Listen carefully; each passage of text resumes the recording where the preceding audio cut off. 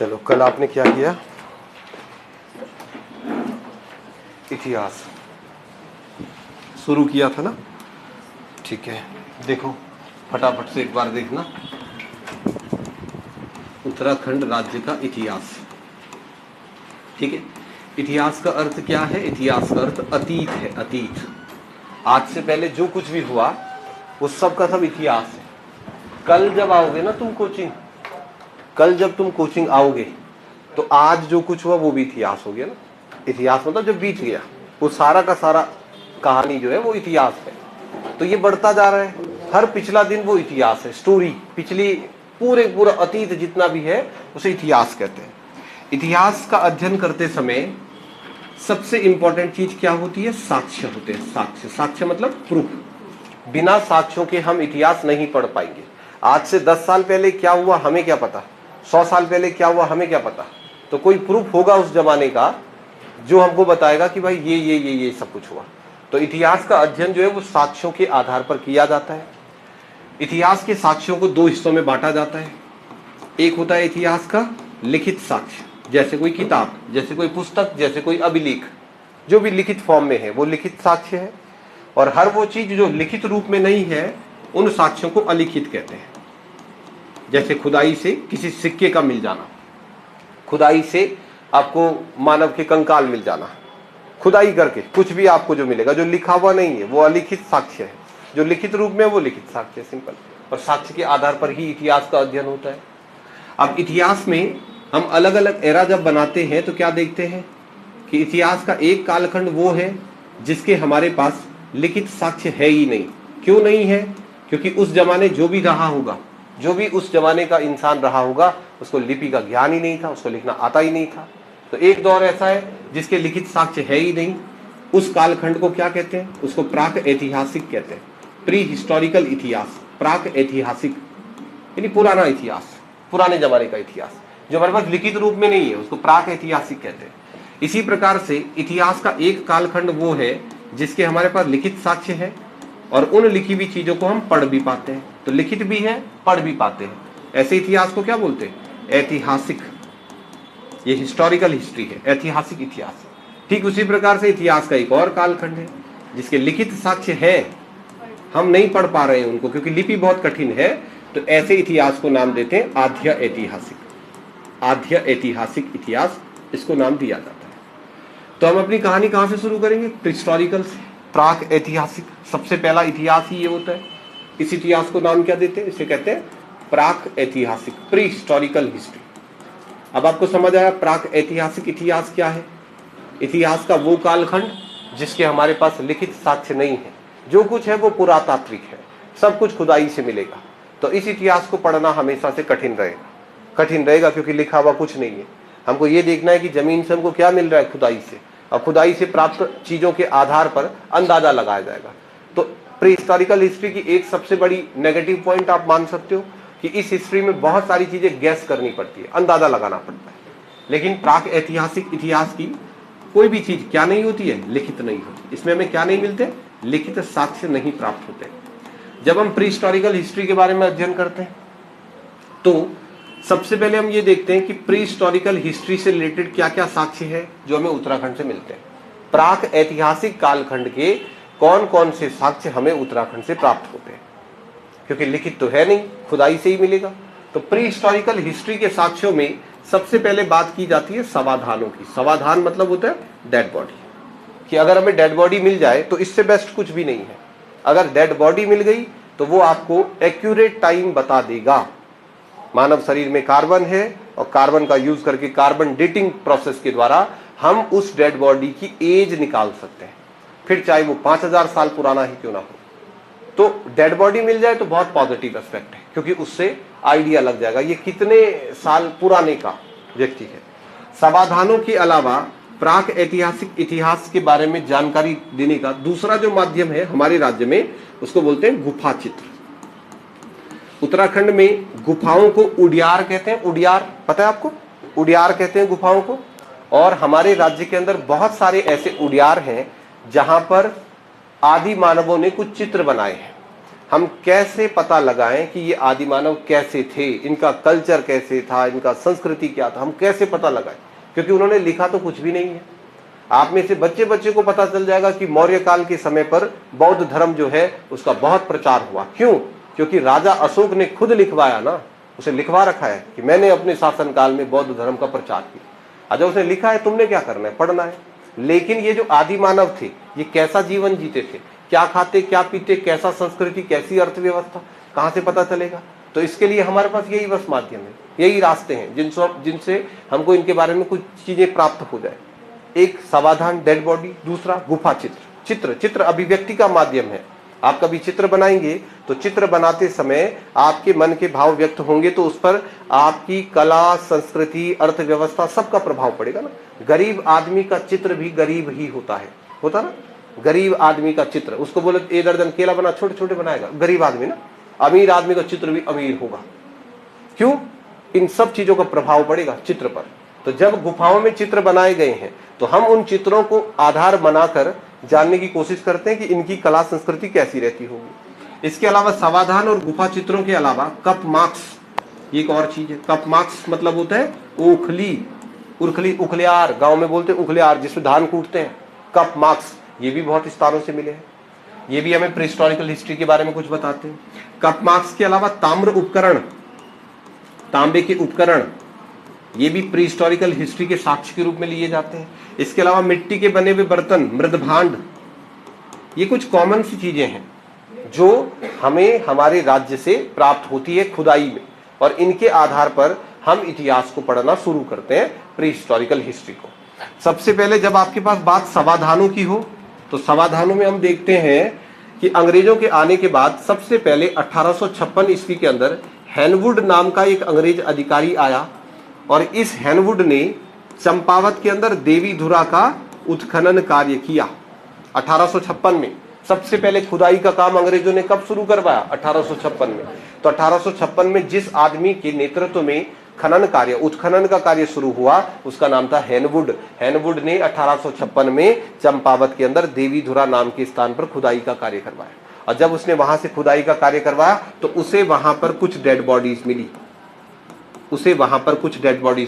अगर मुझे परीक्षा में प्रश्न आता है कि उत्तराखंड राज्य में समाधानों की प्रथम खोज कब और किस स्थान पर हुई, मैं कहूंगा समाधानों की पहली खोज 1856 में देवी धुरा में हुई। किसने करी?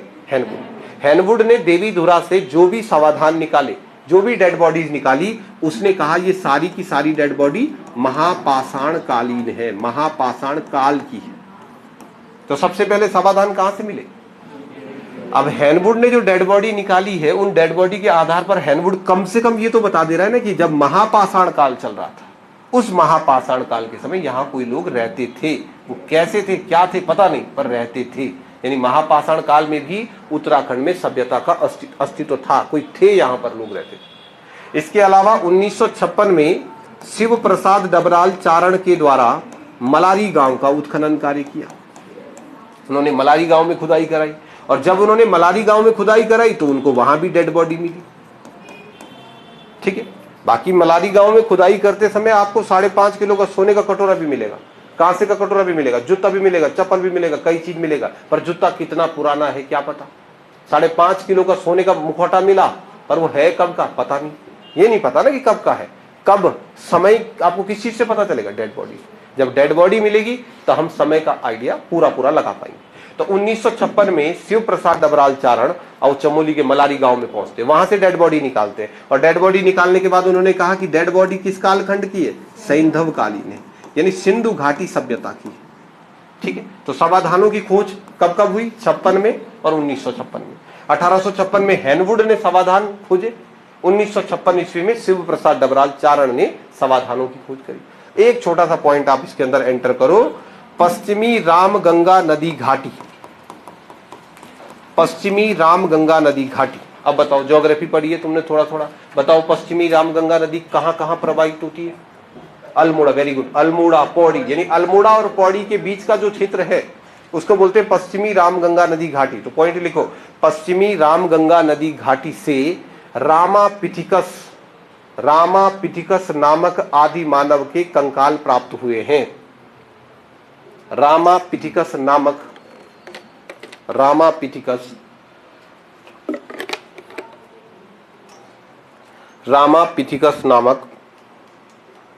आदि मानव के कंकाल प्राप्त हुए हैं।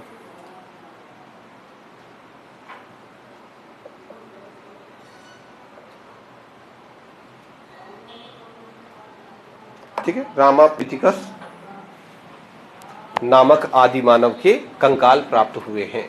जब बात समाधानों की हो तो आप ये 3 चीजें जरूर याद रखें, क्योंकि मास लेवल पर उत्तराखंड में आज तक खुदाई हुई नहीं है। बहुत बृहद स्तर पर राज्य के अंदर खुदाई नहीं हुई है। जो बेसिक लेवल पर उत्तराखंड राज्य में आज तक खुदाई हुई है, उसको अगर आप देखोगे तो 3 सबसे महत्वपूर्ण प्रश्न निकलते हैं। समाधान, डेड बॉडी कहां से, सबसे पहले डेड बॉडी कहां से मिली? देवीधुरा चंपावत से। वो किस कालखंड की है? महापाषाण। फिर देखो सिंधु घाटी सभ्यता, सैंधवकालीन समाधानों की खोज कहां से करी गई? मलारी गांव से।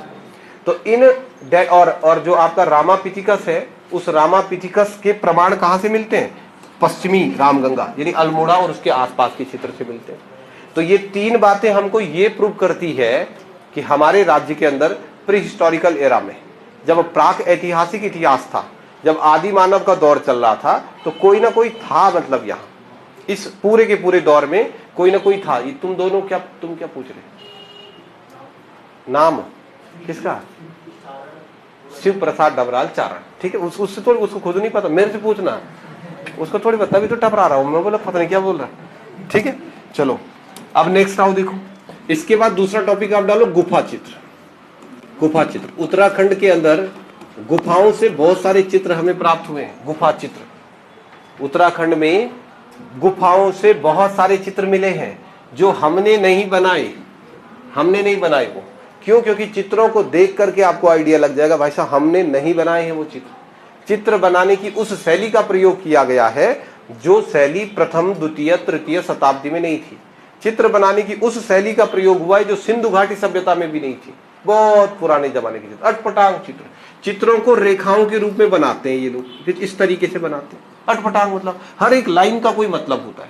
अब बहुत सारे इतिहासकार ऐसे हैं जो प्री हिस्टोरिकल हिस्ट्री के ऊपर ही रिसर्च करते हैं, तो वो लोग इन चीजों को समझ जाते हैं। इंसान बनाना है, आदमी बनाना है, ऐसे बना दिया, ये आदमी है। आदमी का हाथ बनाना है, ऐसे बना दिया। तब ये हाथ कैसे हो सकता है बताओ? पर बना दिया। उस समय वैसी ही कला शैली का विकास था। किसी आदमी का मुंह बनाना है, बनाना ही नहीं है, आता ही नहीं है। तो हमने आइडिया लगाया यार इतना बेवकूफ आदमी कौन था जिसकी बौद्धिक विकास था ही नहीं, जिसकी बुद्धि में इतना था ही नहीं कि कैसे बनाते हैं, उसको कला का ज्ञान ही नहीं था। तो कौन? आदि मानव। तब इनके चित्रों को देख करके ये आइडिया लगा कि भाई साहब ये चित्र हमने नहीं बनाए हैं। तो उत्तराखंड में बहुत सारे गुफा चित्र हैं और इन गुफा चित्रों के आधार पर भी हम प्री हिस्टोरिकल हिस्ट्री को जानने का प्रयास करते हैं। गुफा चित्रों में पहली बात आपको याद रखनी है कि गुफाओं को उडियार कहते हैं उत्तराखंड में। उडियार मतलब क्या होता है? गुफा। और बहुत सारे ऐसे उडियार हैं उत्तराखंड में जहां पर खोज करी गई तो वहां पर कुछ चित्र हमें देखने को मिले। वो सारे के सारे चित्र प्री हिस्टोरिकल होते हैं, मतलब प्राक ऐतिहासिक कालखंड के होते हैं। जब भी हमारे पास गुफा चित्रों के प्रश्न आएंगे तो गुफा चित्रों में आपको याद रखना है सबसे पहला गुफा चित्र राज्य के अंदर अगर कोई मिलता है तो उसको बोलते हैं लाखू उडियार। नाम सबने सुना होगा, लाखू उडियार। उडियार मतलब गुफा, लाखू उसका नाम है बस, लाखू उडियार। ठीक, लाखू उडियार कहां है? लाखू उडियार तो सर लाखू उडियार जो है वो अल्मोड़ा में है, सुयाल नदी के तट पर। अब बोलो सुयाल किसकी सहायक? सुयाल किसकी सहायक नदी? कोसी की सहायक नदी। सुयाल कोसी की सहायक नदी है। और कोसी किसकी सहायक?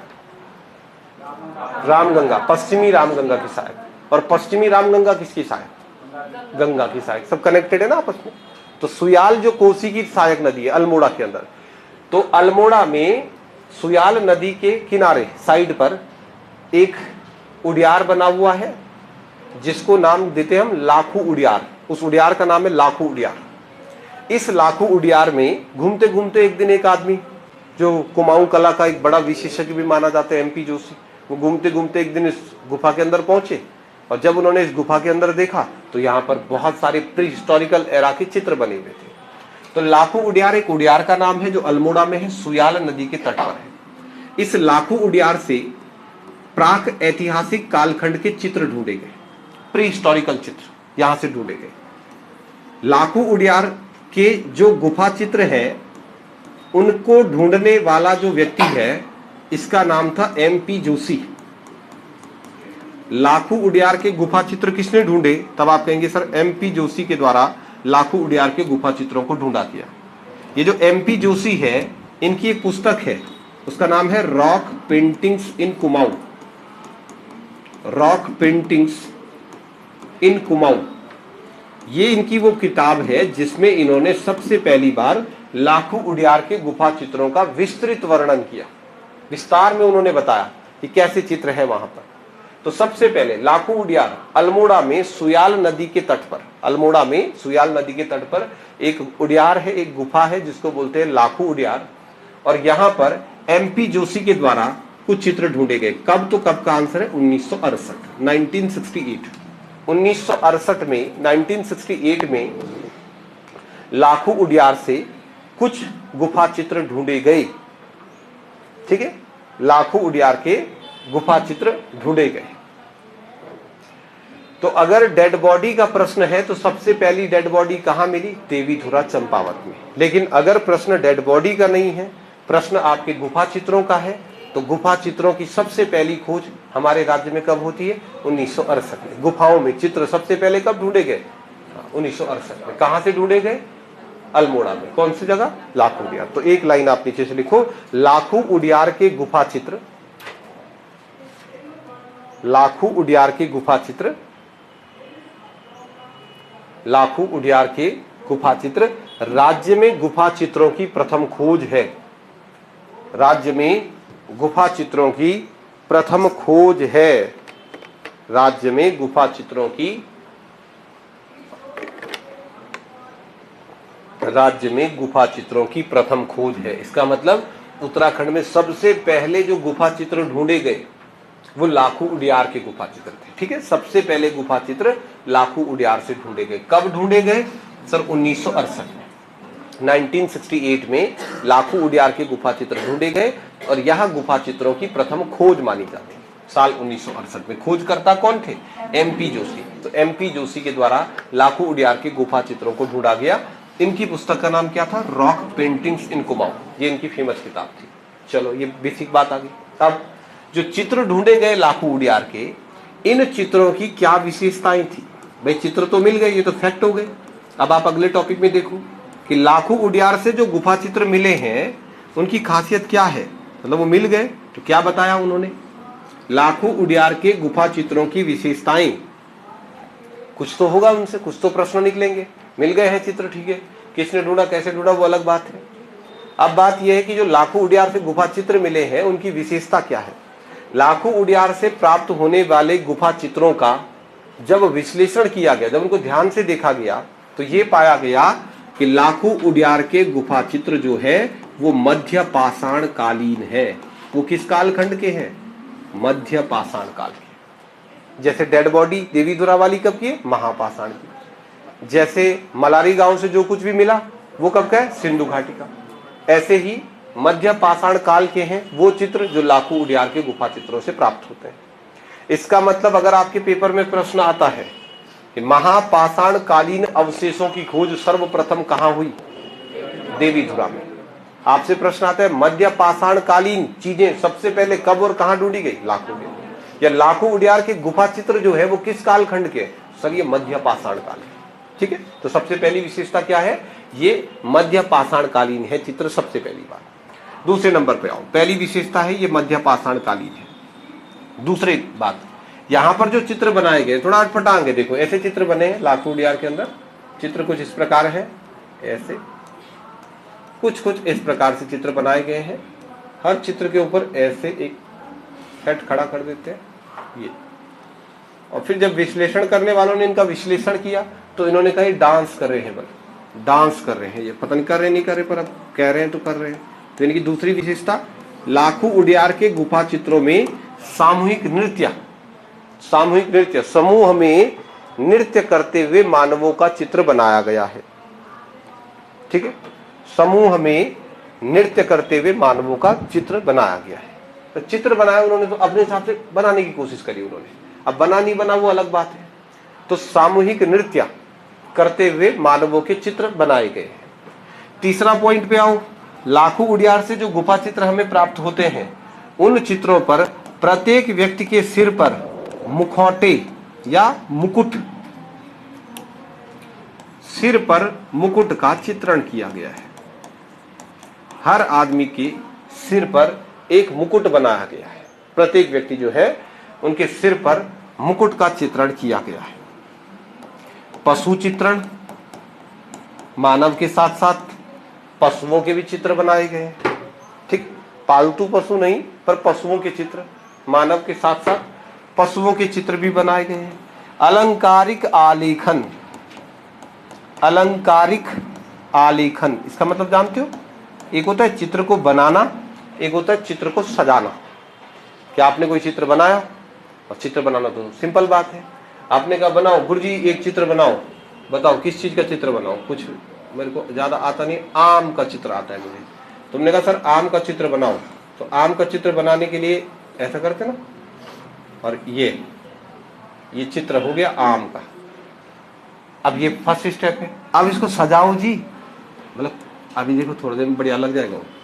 अब मैंने इस आम के चित्र बनाने के बाद इसकी हैचिंग करनी स्टार्ट करी, ऐसा कर दिया इसको, यहाँ से कुछ इस तरीके से कर दिया, ऐसा करते हैं ना। या फिर चित्रों को अच्छा बनाने के लिए कई बार आप इसी के ऊपर ऐसा हैचिंग करना स्टार्ट करते हो, इसके ऊपर ऐसा हैचिंग करना स्टार्ट करते हो। मैं कोई चीज लिखूं किसी भी चीज में, अलंकारिक आलेखन का मतलब समझो। अलंकारिक आलेखन का मतलब है कि मुझे लिखना है उडियार, क्योंकि तुम नए बैच के, मतलब नए बैच के नहीं हो, तुम पुराने बैच के हो, तो आदत पड़ गई तुम्हारे साथ, तो कोई दिक्कत नहीं, तो उडियार मैंने ऐसे लिख दिया। लेकिन ये नया बैच होता तो तुम्हारा भाई फिर उडियार ऐसा लिखता, पहले ऐसा उडियार और उसके बाद उसको ऐसे वाला लाइन थोड़ा सा ऐसा ऐसा करके सब बंद कर देना। इसको बस अलंकारिक आलेखन कहते हैं कि चित्र बना दिया नॉर्मली चित्र, और उसको सजाना, विशिष्ट तौर पर सजाना। जैसे किसी कला के पेज में ना चित्र तो आपने बनाया पर बढ़िया सी बॉर्डर लाइन खींच दी, बॉर्डर लाइन के साथ साथ में साड़ी का किनारा बनाते थे स्कूल में, पता नहीं तुमने बनाया नहीं बनाया, हमारे स्कूल में बनाते थे साड़ी का किनारा बनाओ, ऐसा बना देते थे उस किनारा को, भयंकर वाला ना चित्र बनाओ उसमें, इसको बोलते हैं अलंकारिक आलेखन।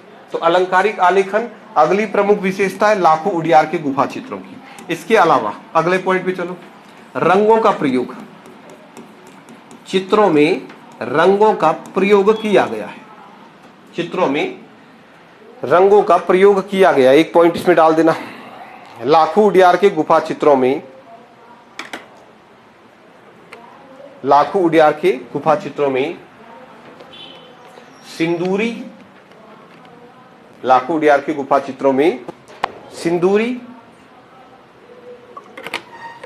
सिंदूरी, गुलाबी, काला तथा सफेद रंग का प्रयोग किया गया है।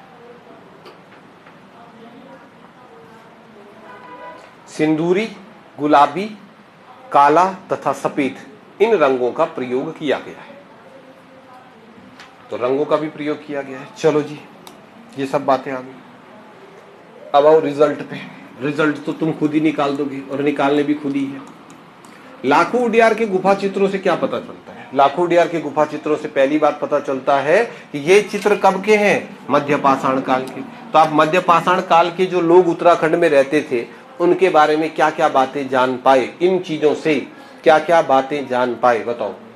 ये चीजें हैं और मध्य पाषाण काल की है। तो मध्य पाषाण काल में जो व्यक्ति उत्तराखंड में रहता था वो कैसा रहता होगा, इनके आधार पर बताओ। कुछ भी जो आपको लग रहा है। रंगों का प्रयोग करता था, वो तो मैंने भी लिख रखा, उसमें नहीं लिख रखा। पशु चित्रण का मतलब क्या कि अर्थव्यवस्था में जो पशु है वो थे। अब हमको ये नहीं पता कि वो पशु को पालता था कि नहीं पालता था, ये नहीं हमको पता है कि वो पशुओं को पालता था कि नहीं पालता था, क्योंकि किसी पालतू पशु का चित्रण नहीं है, किसी भी पालतू पशु को नहीं बनाया गया है। तो मध्य पाषाण काल में उसे पशुओं के बारे में जानकारी प्राप्त होने लगी। अब उनको पालता है नहीं पालता है इस बात का कोई प्रमाण नहीं। अलंकारिक आलेखन का मतलब मध्य पाषाण कालीन जो व्यक्ति था उसके मन में या उसके मन के अंदर कला जो है वो विकसित हो रही थी। तो कला का प्रभाव हमें दिख रहा है कि उस व्यक्ति के मन में कला ये जरूर रही होगी। पशुओं से वो उसको पशुओं का लगभग ज्ञान हो गया था। सिर पर मुकुट का चित्रण किया गया है। तत्कालीन समाज में लगभग सभी मानवों के सर पर मुकुट का चित्रण किया गया है। इसका मतलब कोई राजतंत्र वाला सिस्टम उनका नहीं था कि किसी एक आदमी को राजा बना दिया। ऐसे ही सामूहिक नृत्य, यानी कि वे सारे के सारे लोग समूह में रहते थे। यानी मध्य पाषाण कालीन जो चित्र है वहां आते आते हमें यह पता चला कि वो लोग जो है वो समूह में रहते थे। तो क्या रिजल्ट यहां से निकलता है? तो सबसे पहले हम पहला पॉइंट लिखते हैं, सामुदायिकता। सामुदायिकता, समूह में रहना मतलब सामुदायिकता का ज्ञान हमें प्राप्त हुआ कि मध्य पाषाण काल का जो मानव यहां पर रहता था, हमें पता चला कि वो समुदायों में रहता था, छोटे छोटे कस्बों में रहने लगा, सामूहिक नृत्य कर रहा है। तो सामूहिक नृत्य करने का मतलब सामुदायिकता का ज्ञान मानव को हो चुका था। इसके अलावा अब कोई भी चीज देखो, सामूहिक नृत्य हो या अलंकारिक आलेखन, इनके आधार पर मैं क्या कहूंगा? कला तथा नृत्य। कला तथा नृत्य का ज्ञान। मध्य पाषाण काल में जो हमारे राज्य में लोग रहते थे उनको कला और संगीत दोनों का ज्ञान रहा होगा, तभी तो उन्होंने चित्रों में नृत्य करते हुए मानव और अलंकारिक आलेखनों का प्रयोग किया है। तो हम कहेंगे कला और नृत्य का उन्हें ज्ञान था। उन्हें सामुदायिकता का भी ज्ञान था। सामुदायिकता का ज्ञान मतलब वो समूह में रहते थे, समूह के अंदर वो लोग निवास करते थे। ठीक है। रंगों के प्रयोग का मतलब क्या है कि अभी तक इन्वेंशन शुरू हो चुकी होगी, उन्होंने रंग बनाने शुरू कर दिए थे, वे रंगों से परिचित होने लगे थे। साथ ही साथ पशुओं का चित्रण है तो पशुओं से भी वो थोड़ा थोड़ा परिचित होने लगे होंगे। सबसे पहले गुफा चित्र है, इसलिए परीक्षा में प्रश्न ठीक ठाक बनते हैं। तो सबसे पहले गुफा चित्र कहां से मिलते हैं? लाखो उडियार से। अल्मोड़ा में सुयाल नदी के तट पर है लाखो उडियार, यहां से हमें सबसे पहले चित्र मिलते हैं। इसके बाद उत्तराखंड में कुछ और स्थान है जहां से हमें गुफा चित्र मिले, जहां से हमें केव पेंटिंग्स प्राप्त होती है। कौन कौन से मैं नाम लिख देता हूं। लाखो उडियार के अलावा एक उडियार है जिसका नाम है गोरखिया उडियार। ठीक है। लाखो उडियार के अतिरिक्त जिन स्थानों से हमें गुफा चित्र प्राप्त होते हैं उनमें एक उडियार है, उसको बोलते हैं गोरखिया उडियार। और उडियार बताओ जो जो तुमको पता है। गोरखिया उडियार। किमनी गांव की गुफा, किमनी गांव की गुफा। और बोलो, फड़का नौली की गुफा, यानी फड़का नौली का उडियार। Very good. पेट साल का उडियार और फल सीमा का उडियार, लोईथाप का उडियार, हटवाल घोड़ा ये उडियार, झंगरौली गुफा, ये बस गुफा के नाम है, ब्रह्मकंडी गुफा। छोटे छोटे तो अब ये बात सुना भाई, इसको लिखने के बाद उडियारों के नाम याद मत कर लेना। उडियार टॉपिक नहीं है, गुफाएं टॉपिक नहीं है, गुफा चित्र टॉपिक है। उन उडियारों के नाम चाहिए जिनसे चित्र मिले हैं, नहीं तो अपने गांव को उडियार में डाल दे। हमारे गांव में उडियार नहीं चाहिए, हमको उडियार नहीं चाहिए। यूट्यूब में बहुत सारी वीडियो बनी है जहां उडियार ही पड़ा रखा, उत्तराखंड की गुफाएं। अब क्या करोगे गुफा का? गुफा से क्या मतलब हमको? गुफाएं तो हजार है, वो उडियार चाहिए जहां चित्र मिला हो प्रीहिस्टोरिकल हिस्ट्री में। बाकी उडियार का क्या करना हमें नहीं मतलब। कभी यूबीटीआर में आते थे प्रश्न, शंकर गुफा कहाँ, गणेश गुफा कहाँ, मचकुंद गुफा कहाँ। अब वो गुफा वाला दौर चले गया। गुफाओं से नहीं मतलब है, ऐसी गुफाओं से मतलब है जहां से चित्र प्राप्त हुए।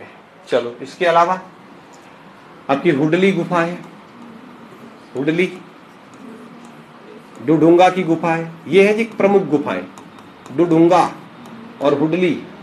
उत्तराखंड में इतनी सारी गुफाएं हैं जहां से हमें प्रीहिस्टोरिकल हिस्ट्री के बारे में कुछ ना कुछ जानकारी प्राप्त होती है।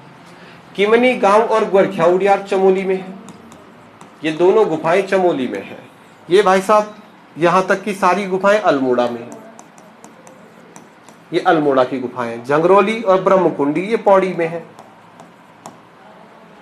हुडली और डुडुंगा दोनों उत्तरकाशी में है। बाकी लोग नाराज मत हो, अब नहीं मिली तो हम क्या करें। तो यही मिली, मतलब मिल सकती है, मतलब फ्यूचर में मिल सकती है। ठीक है, आगे हो सकता है कि और कोई ऐसी गुफाएं मिल जाए जहां से हमें चित्र प्राप्त हो। पर फिलहाल मेन रूप से आप देखो तो चमोली, अल्मोड़ा, पौड़ी और उत्तरकाशी के कुछ स्थानों से हमें कुछ गुफाएं प्राप्त होगी। गोरखिया उडियार की गुफा, किमनी गांव की गुफा। ठीक, चलो अब आओ जी इस पे छोटे छोटे टॉपिकों पर आओ। ये देखो, गोरखिया उडियार की गुफा की खोज किसने करी पता नहीं, गोरखिया उडियार की खोज तो कभी किसी ने करी नहीं, पर एक नाम इसके साथ जरूर जुड़ा रहता है, राकेश भट्ट। एक राकेश भट्ट नाम के व्यक्ति हुए हैं, उन्होंने इन चित्रों को समाज के सामने लाने का प्रयास किया, मतलब दुनिया को बताया कि यहाँ पर कुछ चित्र है। तो कोई पर्टिकुलर खोज करता नहीं है, पर फिर भी राकेश भट्ट का नाम गोरखिया उडियार के साथ जोड़ देते हैं। अल्मोड़ा की जितनी भी गुफाएं हैं, जितनी गुफाएं अल्मोड़ा के अंदर है, सभी गुफाओं का खोज करता एक ही व्यक्ति है, यशोधर मठपाल। और यशोधर मठपाल को आप आगे पढ़ेंगे इतिहास में, ये हमारे राज्य के कला और संस्कृति से संबंधित, उत्तराखंड के पुरातत्व से संबंधित बहुत महत्वपूर्ण व्यक्तित्व है यशोधर मठपाल। यशोधर मठपाल की कोई किताबें आपको पता है? कोई बुक आपको? कुमाऊं की कला किसे लिखी है? यशोधर मठपाल। तो यशोधर मठपाल एक बहुत बेहतरीन व्यक्तित्व है। यशोधर मठपाल जो है वो प्री हिस्टोरिकल चित्रों की अगर हम बात करें तो प्री हिस्टोरिकल एरा के बारे में बहुत ज्यादा रिसर्च करने वाले व्यक्तियों में एक है यशोधर मठपाल। उन्होंने ये सारी की सारी गुफाएं ढूंढी है, यशोधर मठपाल के द्वारा अल्मोड़ा वाली गुफाएं ढूंढी गई। पौड़ी उत्तरकाशी की गुफाओं का कोई पर्टिकुलर खोज करता नहीं है, कोई स्पेसिफिक खोज करता नहीं है। इन गुफाओं की विशेषता हमें चाहिए। सबसे पहले आते हैं गोरखिया उडियार की गुफा पर। गोरखिया उडियार की गुफा में बनने वाला जो चित्र है वो कुछ इस प्रकार से बनाया गया। अधिकांश चित्र जो है वो कुछ इस प्रकार से बनाए गए, लगभग ऐसे ही बनाए गए। जब इन चित्रों का विश्लेषण किया गया तो पाया गया कि ये एक आदमी है, ये इसका हाथ है, इसके हाथ में डंडा है और ये बैल है, ऐसा बताया गया प्री हिस्टोरिकल हिस्ट्री में। ये एक बैल है, उस बैल को ये ऐसा डंडा मार रहा है, करते ना गाँव में, ऐसा वाला, ऐसा है बल्कि। तो यानी कि जो गोरखिया उडियार के चित्र है वहां से हमें क्या क्या चीजें प्राप्त होती है? सबसे पहले वहां मानव के साथ एक पशु दर्शाया गया है और मानव पशु को ऐसा हांका दे रहा है, ऐसा हांका दे रहा है। अब वो जो पशु है, उस पशु को जिसको हांका दिया जा रहा है, क्या वो बाघ हो सकता है? तो मैं है कोई जो बाघ को बोले पागल है क्या भाई? ऐसे ही पशु को आप हांका दे सकते हैं जो आपका पालतू पशु होगा। इसका मतलब गोरखिया उडियार के गुफा चित्रों से पहली चीज क्या मिलती है? पशु पालक संस्कृति के प्रमाण। पशु पालक संस्कृति, पशुओं के चित्र तो हमें गोरखिया लाखों उडियार में भी मिले थे, पर मानव पशुओं को पालता था या नहीं, तो पशु पालक संस्कृति के प्रमाण गोरखिया उडियार के गुफा चित्रों से प्राप्त होते हैं। ठीक है, गोरखिया उडियार कहां पर है? गोरखिया उडियार चमोली। तो चमोली में जो गोरखिया उडियार के गुफा चित्र है वहां से हमें पशु पालक संस्कृति के प्रमाण प्राप्त होते हैं। चमोली में ही एक गुफा है किमनी गांव में। किमनी गांव की जो गुफा है, यहां से हमें सफेद रंग के चित्र प्राप्त हुए। सफेद रंग के चित्र उत्तराखंड में कौन सा उडियार है जहां से सफेद रंग के चित्र प्राप्त होते हैं? सफेद रंग के चित्र कहां से प्राप्त हुए? तो किमनी गांव की गुफा से। फिर अल्मोड़ा में चलो फड़का नौली की गुफा पर, और अल्मोड़ा में फड़का नौली की गुफा से दो चीजें आपको बड़ी इंपॉर्टेंट याद रखनी, मानव तथा पर्वत श्रृंखला में। अच्छा, एक पॉइंट मैंने छोड़ दिया, जो लाखों उडियार की गुफा है, लाखों उडियार की गुफा, उसमें पशुपालक संस्कृति तो है ही है, साथ ही साथ मानव को त्रिशूल के रूप में अंकित किया गया है। मानव को, आदमी को ऐसा बना रखा है, ऐसा, यही आदमी है, तो मानव को त्रिशूल के रूप में अंकित किया गया है। इंसान को ऐसे बनाया जैसे त्रिशूल होता है।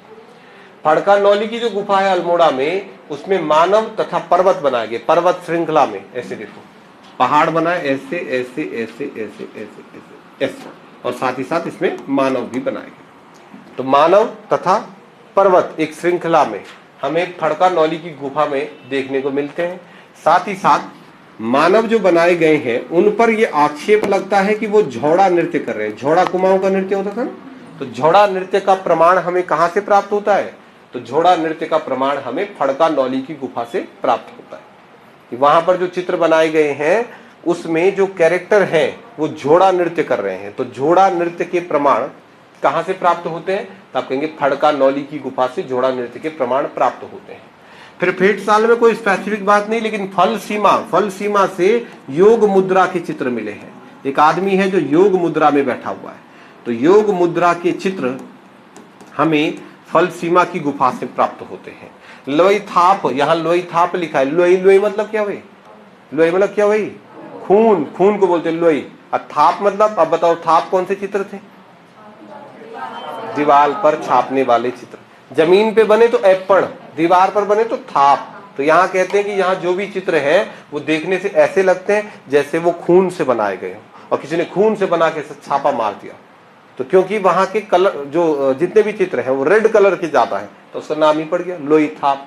तो लोईथाप गुफा की विशेषता, लाल रंग के सबसे ज्यादा चित्र, लाल रंग के सबसे ज्यादा चित्र जो है वो हमें कहां से प्राप्त होते हैं? लोईथाप गुफा, अल्मोड़ा से।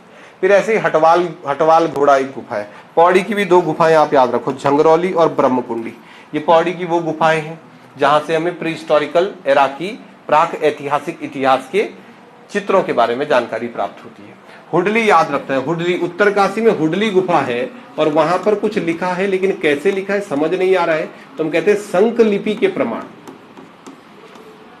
शंख लिपि के प्रमाण कहां से प्राप्त होते हैं? हुडली गुफा से। उत्तरकाशी की जो हुडली गुफा है वहां से हमें शंख लिपि के प्रमाण प्राप्त होते हैं। ठीक है, शंख लिपि के प्रमाण कहां से प्राप्त होते हैं? हुडली गुफा से। ठीक, फिर डुडुंगा भी एक वहां पर की गुफा है। तो ये कुछ मेजर गुफाएं हैं उत्तराखंड में। गुफा चित्रों के अंदर कुछ मेजर गुफाएं जो हमें प्री हिस्टोरिकल एरा के बारे में कुछ चीजें बताती हैं। क्या बातें हमको पता चली यहां से प्री हिस्टोरिकल एरा के बारे में? ये देखो, ये है वो बातें जो आप जान पाए। पशुपालक संस्कृति, कहानी नहीं होगी भैया, अभी हम प्राचीन काल का इतिहास पढ़ रहे हैं। इनकी कहानी में तुमको क्या बताऊं, मुझे खुद नहीं पता। अंतहाथ है मतलब, हाँ जी पशु पालते थे, जी सर पालते थे। कैसे? ग्वारकिया उडियार की गुफा में था। डांस करते थे, जी सर करते थे। कौन सा डांस करते? झोड़ा नृत्य करते थे। और योग भी करते थे। बेटा तुम भी नहीं कर रहे, ये करते थे। आदि मानव से भी खत्म है हम तो। योग मुद्रा के चित्र, शंख लिपि के प्रमाण, बस बाकी पता नहीं चल पाया। इनका राजा होता था, पता नहीं भाई। राजा का नाम क्या था, पता नहीं भाई। बाकी चीजें पता नहीं चल पाई। प्री हिस्टोरिकल है, कुछ बातें हमें पता चल जाती है। तो ये दूसरी चीज है जो प्राक ऐतिहासिक कालखंड के बारे में जानकारी देती है। पहला क्या था? Dead body. डेड बॉडी के बाद आपके गुफा चित्र। गुफा चित्रों से भी हमें प्राक ऐतिहासिक कालखंड के बारे में जानकारियां प्राप्त होती है। फिर और चीजें क्या बची है सर? और चीजों में अगला नाम है cup marks. Cup marks, cup marks को हिंदी वाले लिख देना ओखली, पहाड़ी वाले लिख देना उखलियार। उखलियार पता है तुमको? उखलियार कहते हैं इसको गांव में, उखलियार, ओखली। और अंग्रेजी में कहते हैं इसको कप मार्क्स, जिसपे नाज कूटते हैं भाई साहब। ये भी मिले हैं हमें। अब ये मिले हैं तो इनको क्यों खोजा? अब फिर खोजा तो इनसे क्या पता चलेगा? अगर आपको कोई उखलियार मिला तो उस उखलियार में पहले तो मुझे ये समझ नहीं आ रहा कि पता कैसे चलेगा कि वो आदि मानव के जमाने का है। पत्थर को देख के पता कैसे चलेगा? एक तो ये समझ नहीं आ रहा। पता चला हमारे दादा दूदा का हो कोई उखलियार और हमने उसी को बोल दिया प्री हिस्टोरिकल। एक तो ये बात समझ नहीं आ रही। दूसरी, अगर चलो बाई चांस मिल भी गया और आपको भरोसा हो गया ये पुराने जमाने का है, तो उससे पता क्या चलेगा? जैसे हमने कहा पशुपालक संस्कृति, क्योंकि पशु बनाया था। अब उखलियार मिला तो फिर उखलियार से किस चीज की जानकारी तुमको मिलेगी? उखलियार से क्या? तुम्हारे गांव में उखलियार में नहाते भी तुम? पानी पीते हैं उसमें? क्या करते हैं उखलियार में? कूटते हैं। और धान कूटते हैं मतलब धान की पैदावार होगी तभी ना। अच्छा, धान के अलावा चटनी भी कूटते हैं उसमें? चटनी बना, चटनी कूट देते हैं उखलियार में। ओखली नहीं, ईमान दस्ता की बात नहीं करे। उखलियार बड़ो झुंझाला हो तो ईमान दस्ता नहीं, कुछ भी कूट दो। उसमें क्या कूटे? चटनी बना दो तुम्हें, चलो चटनी नहीं ना, चटनी थोड़ी बनाओ। अनाज मुख्य रूप से वो क्यों बनाया गया है? अनाज को कूटने के लिए। अगर अनाज को कूटने के लिए आप कोई चीज बना रहे हो तो इसका मतलब आप अनाज को पैदा भी करते होंगे, और आप अनाज को पैदा करते होंगे इसका मतलब आपके समाज में कृषि जरूर रही होगी। तो अगर उखलियार मिले हैं तो ये हमको बताते हैं कि भाई उस जमाने का आदमी कृषि भी करता था, एग्रीकल्चर भी करता था। तो उखलियारों के जब प्रश्न आए, कप मार्क्सों के प्रश्न आए, तो ध्यान रखना सबसे पहले 1865 ईस्वी के अंदर 1865 हमारे राज्य में कप मार्क्स की पहली खोज हुई। कप मार्क्सों की पहली खोज 1865 ईस्वी के अंदर। कहां से सर? देवीधुरा से, जहां सबसे पहले डेड बॉडी निकाली गई। देवीधुरा चंपावत से 1865 ईस्वी के अंदर हैनवुड, वही हैनवुड भाई जिसने डेड बॉडी निकाली थी, हैनवुड के द्वारा ही सबसे पहले कप मार्क्स ढूंढे गए। राज्य के सबसे पहले कप मार्क्स 1865 ईस्वी में, 1865 ईस्वी के अंदर हमारे राज्य में कप मार्क्सों की पहली खोज हुई। कप मार्क्स सबसे पहले, कप मार्क्स की प्रथम खोज देवीधुरा चंपावत से की गई और किसने करी? हैनवुड ने। 1865 कप मार्क्स की प्रथम खोज, सबसे पहले कप मार्क्स 1865 में देवीधुरा चंपावत से ही ढूंढे गए। लेकिन कप मार्क्सों की सबसे बड़ी खोज मानी जाती है 1877 ईस्वी में। 1877 ईस्वी के अंदर रिवेट कॉर्नक नाम का एक व्यक्ति हुआ और इस रिवेट कॉर्नक ने द्वाराहाट, कहां है द्वाराहाट? अल्मोड़ा के अंदर। द्वाराहाट में एक मंदिर था जिसको बोलते हैं चंद्रेश्वर मंदिर। द्वाराहाट के चंद्रेश्वर मंदिर से इसने 200 कप मार्क्स ढूंढ के निकाले। 12 समांतर पंक्तियों में, 12 लाइन में लगे हुए थे और टोटल मिला के 200 कप मार्क्स थे। तो 1877 में रिवेट कॉर्नक के द्वारा द्वाराहाट के चंद्रेश्वर मंदिर से 200 कप मार्क्स ढूंढे गए। सबसे पहले कप मार्क्स तो 1865 में जो है अपने हैनवुड ने ढूंढ लिए और उसके बाद 1877 में रिवेट कॉर्नक ने द्वाराहाट के चंद्रेश्वर मंदिर से 200 कप मार्क्स ढूंढ के निकाले। इन कप मार्क्सों की प्रमाणिकता से पता चलता है कि प्री हिस्टोरिकल एरा में मानव जो है वो हमारे राज्य में भी कृषि करता था। कृषि के प्रत्यक्ष प्रमाण नहीं मिले। जैसे आप इंडियन हिस्ट्री में पढ़ेंगे या पढ़ते होंगे कि इंडियन हिस्ट्री में पढ़ते मेहरगढ़ से धान की खेती के प्रमाण मिले, हमारे नहीं मिले, हमको बस कप मार्क्स मिले। अगर कप मार्क्स मिले तो उस कप मार्क्स से हमने आइडिया लगाया। अब समझो एक ऐसा एरा जिसे कुछ नहीं लिखा। आज के समय हम लिखित रूप में सारा इतिहास लिख रहे हैं ना। आज हमारे पास गूगल से लेके ये से लेके वो से लेके किताबों में लिखा जा रहा है, सब इतिहास है हमारा। तो कल के दिन किसी को हमारे बारे में पढ़ना हो, 5000 साल बाद भी पढ़ना हो तो उसे सब पता रहेगा। एक एक दिन का इतिहास, एक एक दिन का। पर आप सोचो कि हमारी एक सभ्यता है जो कुछ भी नहीं लिखती है और वो सभ्यता का अंत हो जाए। हम इस कमरा में बड़ा मुंह पर से चित हो गए यहीं तो आप आइडिया लगाएंगे जो कई साल बाद हमको देखेंगे ना, हम यहीं दब गए खब। और तब किसी ने खुदाई करी तो खुदाई करने के बाद ये तो ऐसे ही रहेंगे मेरे हिसाब से, टूटा फूटा होगा पर रहेगा तो ऐसे ही ना। हम सब तो बन जाएंगे कंकाल, तो हमसे तो एज का आइडिया लग जाएगा। और उसके बाद जो चीजें इस क्लास के अंदर होंगी वो लगभग इसी अवस्था में होंगी जैसे तुम्हारी कॉपी। तो कईयों की खराब भी हो जाएगी, कईयों की बची रहेगी, तो वो उसको पढ़ेंगे। अच्छा गुल्लू एक आदमी गुल्लू था इस क्लास में, ऐसा आइडिया लगेगा। क्या लिख रहे हैं? द्वाराहाट चंद्रेश्वर मंदिर। हो सकता है तब तक द्वाराहाट का नाम कुछ और ही हो जाए, तो आइडिया लगाएंगे कौन सा रहा होगा भाई द्वाराहाट। तो ऐसे इतिहास आगे कैरी हो जाता है। तो पहली चीज समाधान, दूसरी चीज गुफा चित्र, तीसरी चीज कप मार्क्स जो हमें इतिहास के बारे में जानकारी देती है। अगली चीज पे चलो। अगला चीज आपने क्या लिखा? ताम्र उपकरण। अगली चीज जो हमें प्राक ऐतिहासिक इतिहास के बारे में जानकारी देती है वो है ताम्र उपकरण। क्योंकि आपको पता है मानव ने सबसे पहले कौन सी धातु प्रयोग में लाई? तांबा। तो उसने तांबे के उपकरण कुछ बनाए हुए हैं। ताम्र उपकरणों में ध्यान रखना, सबसे पहले ताम्र उपकरणों की पहली खोज 1951 ईस्वी के अंदर बहादराबाद हरिद्वार में सबसे पहले प्रथम ताम्र उपकरण ढूंढे गए। उत्तराखंड में ताम्र उपकरणों की पहली खोज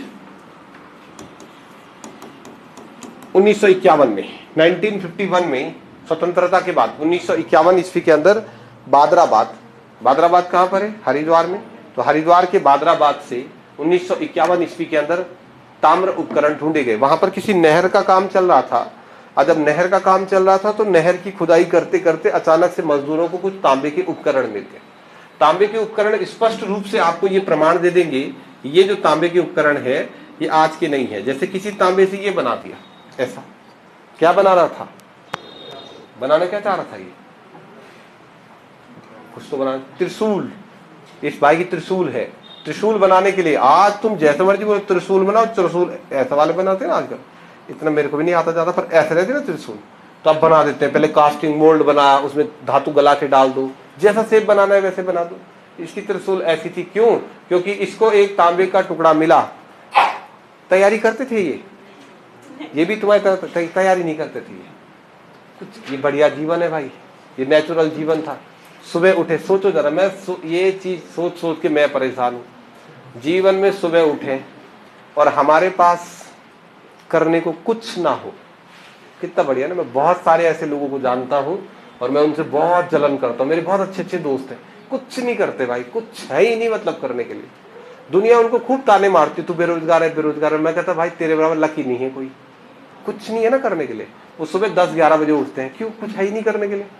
और खड़े उठने के बाद अब वो ये सोच रहे क्या करें, सुबह उठ के ना क्या करना है, तो कुछ नहीं है ही नहीं कुछ करने के लिए, काम कह दो ना उन्हें। अभी मैं फोन कर दूं यहीं से तुम्हारे सामने क्लास से फोन कर दूं, भाई कोचिंग आ रहा, बोलेगा ही नहीं, यहीं पहुंच जाएगा 5 मिनट में, बोल भाई क्या काम है ना। तो कुछ ना हो तो वाह, ये जीवन बढ़िया है। टेंशन ना हो ना, स्ट्रेस टेंशन कुछ भी नहीं। तुम्हारे पे भी तो एक स्ट्रेस है ना, सुबह जल्दी उठना है, रात को कैसे सोते टाइम आप अलार्म सेट करो, भाई जी सुबह उठना है। सोचो ऐसा कुछ हो ही ना दुनिया में। जन्म लिया, किस चीज की तैयारी कर रहा, मरने की, भाई मतलब मरना है आप बस, कुछ नहीं, मतलब जीवन बढ़िया। ऐसा था आदि मानव का जीवन। सुबह उठ गया, कभी गांव में आप रहे हो ना, ऐसा जीवन बहुत अल्टीमेट। कुछ ना कुछ तो करेगा। तो जो आदमी ऐसी विचारधारा वाला होगा और जो आदमी ऐसा होगा वो वैज्ञानिक बनेगा। बाकी हम सब नौकर रहेंगे, वैज्ञानिक तो वही बनेगा, क्योंकि उसके पास कुछ नहीं है करने को, तो वो कुछ ना कुछ करते रहेगा, छिदर छिदर सोचते ही रहेगा, दिमाग में कुछ ना कुछ सोचते रहेगा। उसके मन में कुछ नहीं होगा तो चिंतन ही होगा। चिंतन के लिए क्या चीज आवश्यक है, एकांत, अकेलापन, काम ना होना। तो जो सबसे बड़े दार्शनिक है वो वही है जो सबसे बड़े आलसी है। तो अगर आप आलसी हैं तो चिंता मत करो, दार्शनिक हो भी सकते तुम, है ना, ऐसा नहीं, आप फिलोसफर भी हो सकते हैं। तो इनके पास कुछ काम नहीं, से तांबे का टुकड़ा मिला। अब ये तांबे के टुकड़े में क्या कर रहा, कुछ नहीं, ठेंच रहा है इसको, ऐसा पत्थर से ठेंच रहा, लगा है। किसी ने पूछा क्या कर रहा, कुछ नहीं, ऐसे ही। क्यों ठेंच रहा, क्या बनाना चाहता है, कुछ नहीं, मैं नहीं बनाना चाहता, करना तो है ही कुछ ना कुछ, ठेंचते रहा। कहीं से इस पे पील पड़ गई, कहीं से नहीं पड़ी, बस खत्म कहानी। बनने के बाद इसने इसको अपने घर में लगा दिया, खत्म कहानी है, ऐसा बन गया। आज का आदमी नहीं बनाएगा, इसको बोलते हैं ताम्र उपकरण। अगर आप खुदाई कर रहे हैं और खुदाई करते समय आपको ऐसा करके इस तीर मिलता है, तो आपको पता नहीं भाई ये राजा का होगा, किसी का उदय पाल का होगा, इसको नहीं बोलेंगे आप, इसको थोड़े बोलेंगे। पर आपको तांबे का एक ऐसा टुकड़ा मिलता है इस तरीके से, थोड़ा खींच रखा आगे से, ये तो आप बोलेंगे ये है भाई आदि मानव का। क्यों घिसते रहा जीवन भर, इसको जीवन भर घिसते रहे, दिन मर गया, बस यही किया जीवन भर। क्या किया, तांबा घिसा, मर गया। तो ऐसे उपकरण इनको बोलते हैं, ये वाले ताम्र उपकरण है जो हमको बता देते हैं कि आज के नहीं है, ये उस जमाने के हैं जब दौर आदि मानवों का था। तो ऐसे ताम्र उपकरणों में सबसे पहले ताम्र उपकरण राज्य में कब ढूंढे गए, 1951 बहादुराबाद हरिद्वार से ये ताम्र उपकरणों की पहली खोज होती है। नेक्स्ट आप पॉइंट लिखना, 1986 में 1986 में 1986 ईस्वी के अंदर 1986 में अल्मोड़ा तथा बागेश्वर से ताम्र मानवाकृतियों की खोज हुई। ताम्र मानवाकृतियों की खोज हुई, तांबे की मानवों की आकृतियों की खोज हुई, ताम्र मानवाकृतियों की खोज हुई, ताम्र मानवाकृतियों की खोज हुई। चलो, ताम्र मानवाकृतियों की खोज हुई, ठीक है। चलो फिर करते हैं बाकी टॉपिक कल को।